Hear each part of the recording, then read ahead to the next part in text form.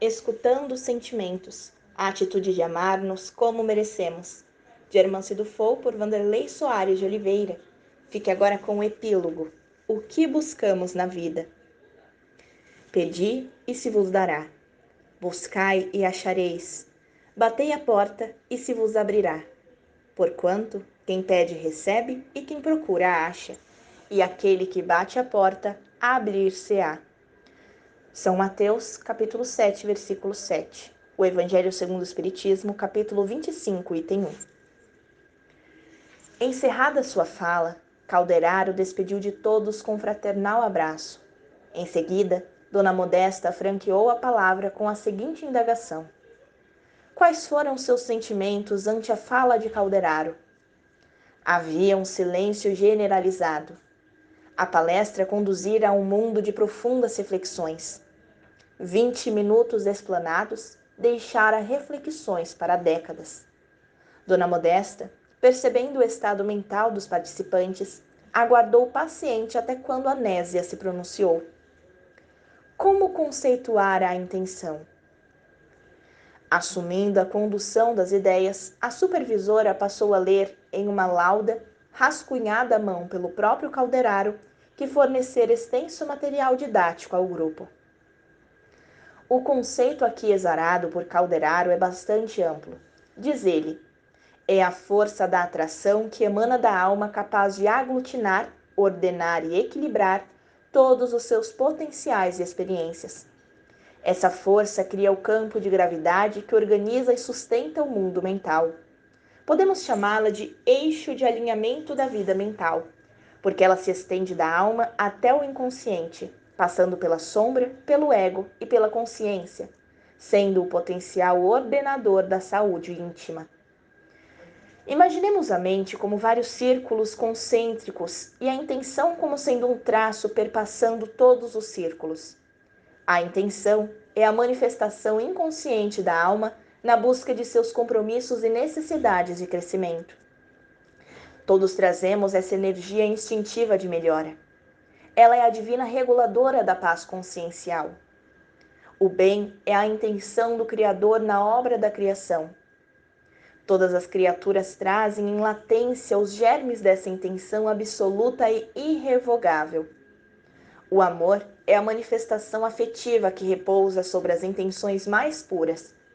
Intenção é algo entre a criatura e o Criador.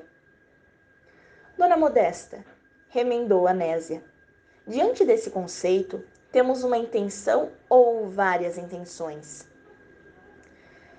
Temos a intenção referida no conceito de Calderaro, que é a organizadora da vida mental do espírito. Essa intenção base é tecida nos sucessivos roteiros reencarnatórios da alma, na medida que consegue expressar em suas realizações e atitudes os apelos profundos do ser perfeito, que se encontra latente em cada um de nós. Dessa intenção matriz são gerados os desejos, depois os interesses e, por fim, as inclinações. A essas variáveis da vida moral costumamos chamar intenções periféricas. Intenção é diferente de desejo. A intenção básica é aquela que norteia as aspirações e escolhas do homem em direção a Deus. Os desejos são metamorfoses dessa intenção matriz que se fermentam sob a ação dos reflexos no automatismo da vida mental. A intenção tem a vontade como alavanca de suas expressões, enquanto o desejo é o palco onde se apresentam as emoções e a motivação, elementos componentes da tessitura do sentimento. Vontade é a manifestação inteligente da intenção. Desejo é o reflexo instintivo da intenção. Tecida em várias reencarnações, achava que intenção era fruto de uma escolha ou algo mais corriqueiro. Não, Anésia. A intenção é uma conquista sublime do espírito depois da aquisição da razão. Podemos falar em mais de 40 mil anos, em nosso caso, para sua formação. Não podemos confundi-la com o interesse. A intenção é o que buscamos na vida, o interesse é o que desejamos. A primeira vem da alma, o segundo do ego. Um é divino, um processo afinado com o self. O outro é transitório, conforme a natureza das vivências. O grupo absorvia contrito o diálogo. Quando surgiu a ocasião, indagou um dirigente paulista. Dona Modesta, como saber qual a nossa intenção ou ainda as nossas intenções? Quando soubermos responder a essas perguntas: o que quero da vida? Que buscamos ante a oportunidade concedida de renascer no corpo? Qual o plano de Deus para meu caminho? Qual minha missão na colmeia cósmica? Que desejo de minha existência? Quanto mais consciência de nossas necessidades e valores, mais clareza possuímos diante de nossa intenção básica, aquela que norteia a rota evolutiva do ser. Compreendamos que essa consciência de si não é uma noção racional, mas sentida. Muita diferença existe entre dizer sei que preciso e sinto que preciso. Quando sentimos o que precisamos no decarreiro do crescimento espiritual, estamos criando uma sintonia com as aspirações subjetivas da alma. Em verdade, a maioria de nós passa a encarnação sem conhecer sua real intenção estrutural. Quase sempre se gasta metade da vida corporal para começar a investigá-la e a outra metade para entendê-la, razão pela qual muitos só a sentirão de fato depois da morte. Pouquíssimos são os que conseguem identificá-la ao longo do trajeto na carne. De súbito, ouviu-se um choro discreto seguido de soluços angustiantes. Todos olharam para a mesma direção. A mesma Nésia, que formulara as perguntas anteriores, trazia as mãos tampando o rosto em pranto sofrido. Dona Modesta, preparada para essa eventualidade, levantou-se com lenços à mão, assentou-se ao lado de Anésia e ofereceu-lhe a destra, pedindo a todos um instante para sua recomposição. Todos permaneceram em silêncio, procurando sentir o ensejo. Anésia despejava extensa energia de angústia reprimida. Um pouco refeita, a supervisora estimulou-se a desabafar. Perdoem-me pelo descontrole, amigos queridos. A fala de Calderaro conduziu-me a muitas lembranças da recém-finda encarnação. Sabe, Dona Modesta, fui uma mulher obediente, talvez servil. Falava engasgando as palavras e de olhar cabisbaixo. Lar e profissão, vizinhança e amigos de doutrina, sempre segui ordens, ouvi opiniões e, quase desistindo de falar, foi incentivada pela benfeitora a continuar. Creio que nunca expressei o que queria realmente. Continue, Anésia. Tenha força para falar. Aproveite a ocasião apropriada. Sinto-me agora como se estivesse passado a vida sem vontade própria. Adorei tudo o que fiz. Não se trata de arrependimento. Filhos, maridos, companheiros e tarefas foram bênçãos na minha vida. Começou a pronunciar-se com mais tranquilidade. Tenho, porém, a sensação que a vida passou por mim e não eu por ela. Esse é o meu mais puro sentimento diante dessas colocações que acabei de ouvir. É como se não tivesse sido eu mesma, entenderam? Dirigiu-se a todo o grupo. Um vazio. Será que passei a existência sem seguir minhas reais intenções? Será que deveria ter me imposto mais ante os compromissos e aceitado menos as opiniões e ideias? Não me culpo por nada do que fiz. Entretanto, essa palestra trouxe para minha vida consciente a sensação de que deixei de fazer quanto desejava. Porém, o tempo se foi e ficou a sensação. Podemos ter nossas intenções prejudicadas pelas opiniões alheias? O que está acontecendo comigo, Dona Modesta? Anésia, faço o registro de um sentimento pulsante em sua alma neste instante. Manifeste-o sem pensar. Anésia parou por um instante, suspirou e falou sem pensar. Ah, sabem o que eu queria mesmo neste instante? Estar no corpo de novo. Um corpo belo, saudável e recomeçar tudo. Fale mais. Por exemplo, com quais pessoas regressaria? O que faria no recomeço? Posso ser sincera? Fale rápido, antes que perca o fio. Eu queria mesmo é voltar sozinha e fazer muitas, muitas coisas maravilhosas para mim e para as outras pessoas. Acreditar mais em mim, nos meus valores. Viver uma experiência em que pudesse cuidar e ter responsabilidades graves somente comigo mesma. Às vezes tinha muita raiva dos amigos espíritas que só enxergam defeitos, defeitos e defeitos. Se alguém possuía algo bom, não podia manifestar. Era vaidade, personalismo. Quer saber de uma coisa? Fale, Anésia, não meça palavras. Devia ter dado menos atenção a muitas opiniões dos espíritas e seguido mais o meu coração. Creio que tinha muito mais bondade no coração que nas palavras de muitos companheiros de ideal. Desculpe a franqueza, não desejo ofender ninguém, apenas acreditar no que sinto. Longe de mim a ideia de fazer imagem de alguém superior. Não peça desculpas, Anésia. Tire essa palavra da boca e fale mais. Sou sua testemunha sobre sua sinceridade. É assim que se operam as finalidades desta tarefa. Prossiga. A sensação que tenho mesmo pensando nesta explosão de ideias é que era mais espírita que eu mesma imaginava. Mas não prezei, não valorizei e deixei que os outros dessem o valor de seus julgamentos às minhas atitudes e decisões. Tenho uma enorme raiva disso, dona Modesta. Que raiva que me vai a alma quando lembro de coisas. Ponha para fora agora, minha filha. É uma ordem. Falava com firmeza a supervisora no intuito de encorajar. Por entre soluços agonizantes e palavras engasgadas, Anésia colocava um peso para fora. Era um tratamento necessário, inadiável, e Dona Modesta sabia disso. Tive medo de acreditar em mim. Por isso, sim, me arrependo amargamente. Deixei que o julgamento alheio me invadisse a convicção e obstruísse a capacidade de formar meu autoconhecimento. Como detesto a ideia da obsessão. A vida inteira ouvia dizer sobre obsessores, obsessores. Morri e onde estão eles? Não os tinha ou venci a obsessão?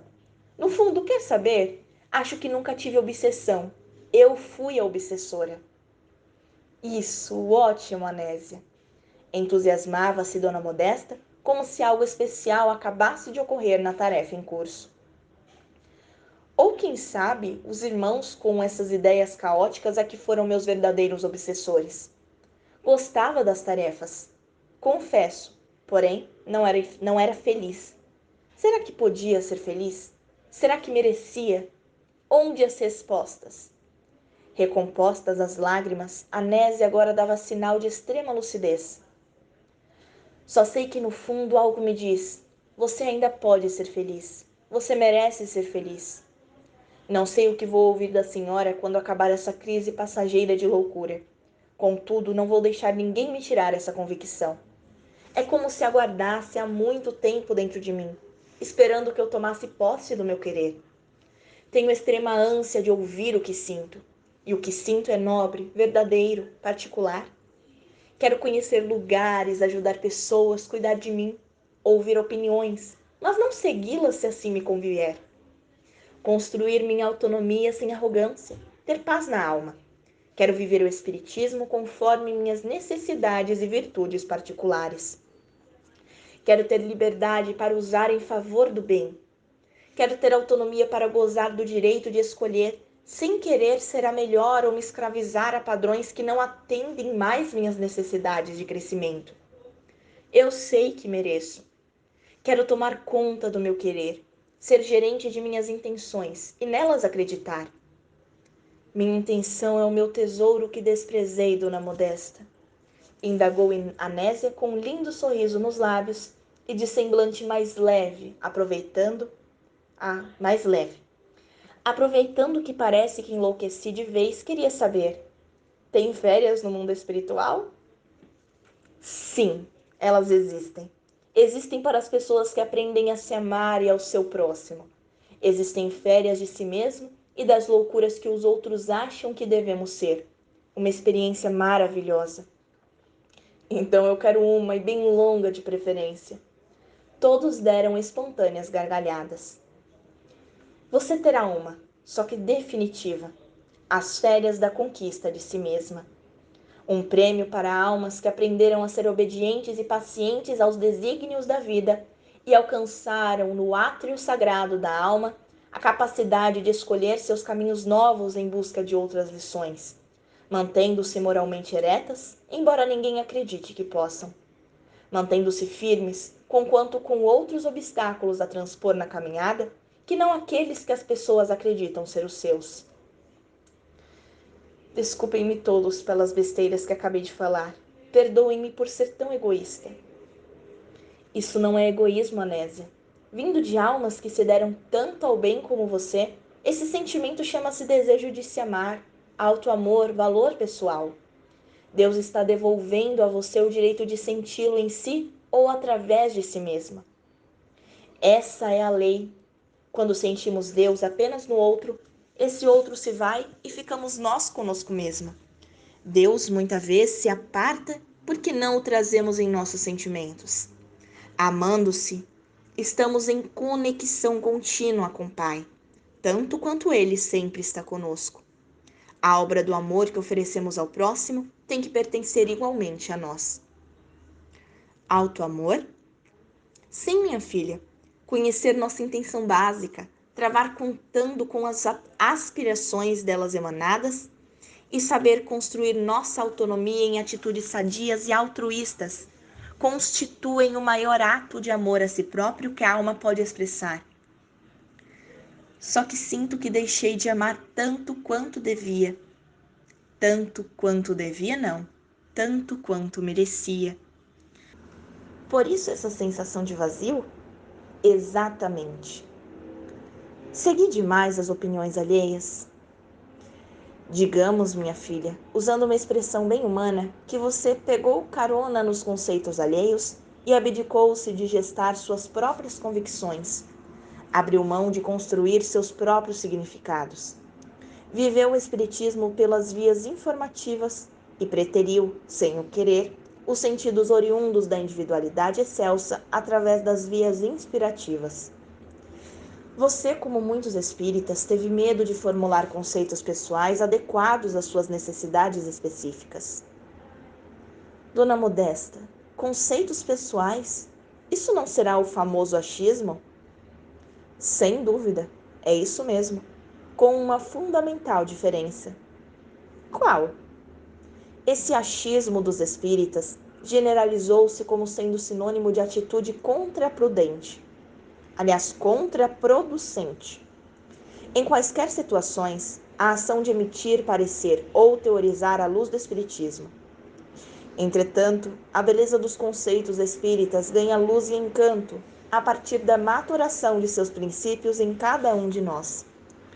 Quando a experiência fundamentada nos conceitos de imortalidade e ascensão transforma-se em caminhos criativos na intimidade, nascem os rumos da diversidade humana, os caminhos inexplorados. Todavia, por faltar a ousadia de investigar, a coragem da convicção acrisolada no tempo, postura adotada com excelência pelo codificador, perdemos a oportunidade de aprender e de nos expressar. Dona Modesta, se fosse a senhora, falaria bem baixinho para que os confrades reencarnados nunca ouçam essas heresias, entre aspas, expressou Anésia, gracejando de sua própria colocação. Anésia, Anésia, esteja certa, de que tão logo me seja possível, escreverei a nossos irmãos falando às claras sobre esse assunto.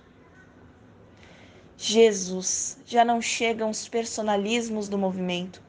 Se incentivarmos as opiniões pessoais, minha filha, não esquecerei de dizer também que, antecedendo convicções íntimas e os caminhos criativos, devemos ter o endosso da maturidade, do equilíbrio, do esforço de realização no bem, isto é, opiniões pessoais centradas em vivência. O que não podemos é furtar a capacidade realizadora de nós mesmos e a ocasião de ampliar o bem através de nossas próprias iniciativas. Farei isso para que inúmeros discípulos prontos para decidir sobre seus destinos não carreguem para cá a frustração que toma conta do seu coração nesse instante. Compreende, Anésia? Sim, Dona Modesta, a senhora tem razão. No meu caso, se avisada a tempo sobre tais ideias, certamente encontraria mais coragem para enfrentar a minha acomodação e desenvolver minha estrada pessoal de ascensão. Ouvir mais a consciência, o coração, os instintos. Ser seletivo em relação às críticas alheias. Eis uma dúvida. E quanto aos julgamentos alheios das pessoas com as quais convivi? Prejudicaram-me? As pessoas de seu caminho foram excelentes condutores de sua vida. Acontece que poucos de nós estamos maduros o bastante para respeitar o livre caminhar uns dos outros. Via de regra, queremos tornar o outro em o mesmo, ou seja, anular a diferença para que seja igual a nós. Assim como também, nem sempre sabemos zelar pelas nossas escolhas e não nos permitir ser desrespeitados e ter nossos limites invadidos. A convivência é a escola bendita de almas, da qual nenhum de nós pode se afastar totalmente. Todavia, existem alguns pontos na vida de relações que se tornam essenciais para torná-la educativa espiritualmente. A preservação dos limites, o estímulo à autonomia e a celebração da diversidade. Somente o diálogo, enquanto instrumento de manifestação das intenções, pode ajustar os relacionamentos para o cumprimento dessas características, especialmente o diálogo no qual manifestamos o que sentimos sem receio de rejeição. Ah, Dona Modesta, se existe algo que não fiz durante a minha reencarnação foi isso: resguardar meus sentimentos, falar deles sem medo do que ouviria. Acovardei diante do que pretendia, pois teria que fazer escolhas difíceis. Você não imagina quantos são os que passam a vida adiando escolhas por medo. Tinha medo de estar sendo egoísta. Suas intenções eram más? Creio que não. Como posso saber? Tinha receio de estar iludida, obsedada. Os tais chavões dos espíritas, sabe como é? Acho que nunca fui preparada para ser eu mesma. Externar meus pontos de vista sem desejar que fossem verdades para todos. Desafiar os padrões. E apesar disso, continuar convivendo pacificamente com todos os companheiros e todas as ideias. Não existem escolhas sem riscos, principalmente aquelas que dizem respeito à nossa paz. Como gostaria de ter alguém para dizer o que fazer? E perder os seus méritos? Pelo menos não teria esse vazio por dentro. Mas poderia ter falhado em outras áreas. Para quem se ama, a falha é nota aferidora para um recomeço melhor. Deixar de tentar é falha maior que buscar a experiência. E para quem não tenta, não anota. O maior fracasso da vida não é escolher errado, é passar a vida sem existir. Quem se ama tem a si mesmo. Percebeu-se como filho e co-criador universal. Por essa razão, sente-se em plenitude. Ante tudo isso, invadia-me um medo de que poderia gostar demais de mim e esquecer o mundo. Mais a mais houve vezes em que desejei dar um basta, largar tudo e parar. No entanto, não sabia para quê. Então terminava desistindo e tudo ficava do mesmo modo. Essa a diferença entre quem sabe o que busca da vida, qual é sua real intenção. Ou seja, a pessoa sabe o que quer e como fazer para alcançar. Tinha medo do que aconteceria se decidisse pelo que queria. Não sei se sustentaria a minha escolha. Diz o Dr. Carl Gustav Jung: as pessoas, quando educadas para enxergarem claramente o lado sombrio de sua própria natureza, aprendem ao mesmo tempo a compreender e amar seus semelhantes. Por que temos essa sensação de egoísmo na atitude de amar-se? Porque já pensamos excessivamente em nós de maneira inconveniente. Auto-amar-se é pensar em nós da forma que convém ao bem. Que frustração a minha!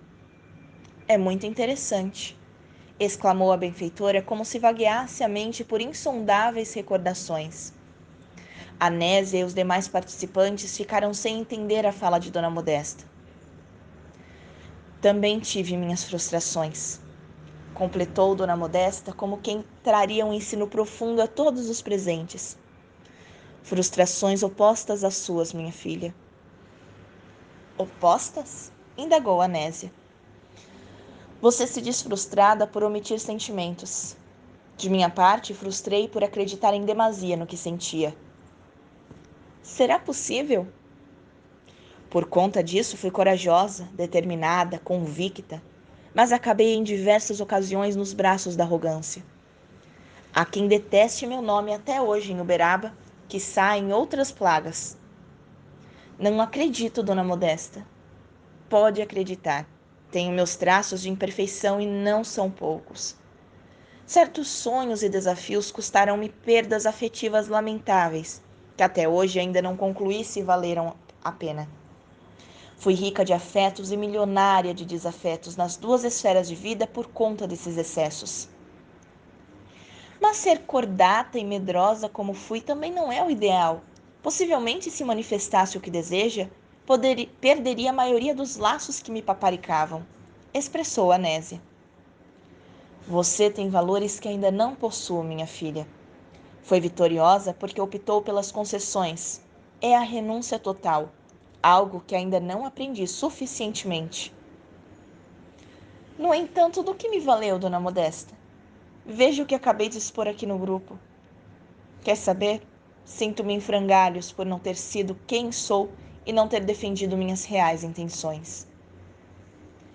A vida é feita de escolhas. Nem a omissão, nem as muitas certezas são bons caminhos para a paz nas relações e consigo próprio. Quando imaturos na doutrina, costumamos colocar projetos acima da bondade uns com os outros. Para preservar programas de trabalho e convicções conceituais, passamos por cima das relações de amor. Se pudesse, eu voltaria no tempo e refaria muitas decisões. Por minha vez, se pudesse, voltaria no tempo e pensaria mais em mim. A convivência tem um ponto delicado. Aqueles que mais convivem conosco cometem quase sempre um grande equívoco. Supõem conhecer com exatidão a natureza de nossas intenções. Para nosso estágio evolutivo, é quase impossível conviver sem julgar, e julgar significa interpretar intenções através das atitudes. Nesse terreno, falhamos consideravelmente, para não dizer completamente. O nome dessa atitude é óbvia no dicionário moral, conquanto tenhamos imensa resistência em aceitá-la no coração. Que atitude é essa? A arrogância, a supervalorização de si mesmo. A senhora tem razão. Nunca senti esse tema como agora. Temos que ser muito arrogantes para querer saber mais do outro que de nós mesmos. Em relação ao mundo íntimo alheio, podemos especular e analisar, sempre no intuito da compaixão e da solidariedade. Tudo, porém, só tem valor real quando é viável o diálogo honesto e desapaixonado de interesses pessoais, para que o conhecimento mútuo flua na relação, consolidando elos de verdadeira confiança e consistência afetiva.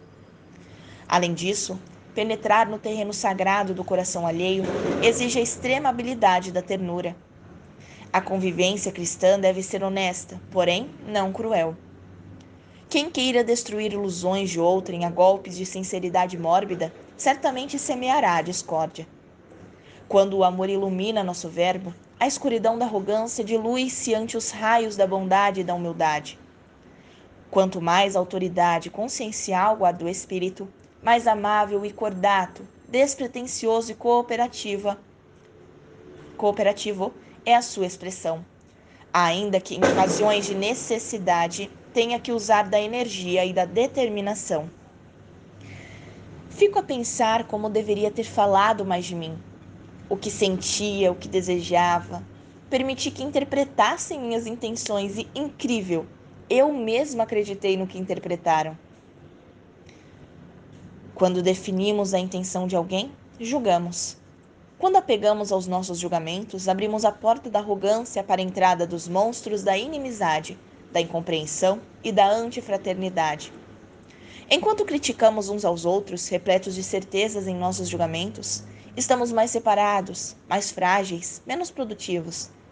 A arrogância de um lado e a omissão de outro são extremos de uma mesma questão. Nossa necessidade espiritual de evangelho, nos sentimentos e de paciência para com as imperfeições uns dos outros. Foi uma muda com língua. Não é só você, minha filha, que passa por isso.